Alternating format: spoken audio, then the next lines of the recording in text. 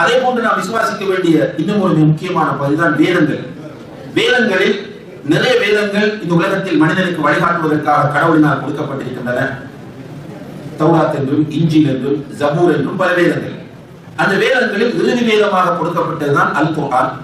இந்த குர்ஆன் என்பது கடவுள் பேசிய வார்த்தைகள். எனவேதான் இந்த குர்ஆன் சவால் விட்டுக் கொண்டே இருக்கிறது. இன்றைக்கும் சவால் விடுகிறது, இறங்கிய காலத்தில் இருந்து சவால் விடுகிறது. இது முஹம்மது நபியுடைய வார்த்தைகளாக இருந்தால் அவரும் ஒரு மனிதர், முகமது நபியும் ஒரு மனிதர். முகமது நபியை போன்று அவரை எதிர்த்தவர்களும் நிறைய அரபிகள் இருந்தீர்கள்.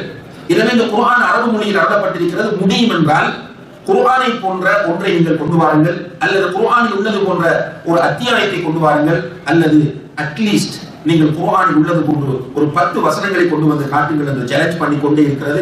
இன்றைக்கு நீங்கள் பார்க்கிறீர்கள், இஸ்லாத்தை மிக கடுமையாக எதிர்ப்பதற்கென்றே சில களமிறங்கி வேலை செய்து கொண்டிருக்கிறார்கள். இந்த சேலஞ்சை அவர்கள் ஏற்றுக்கொண்டு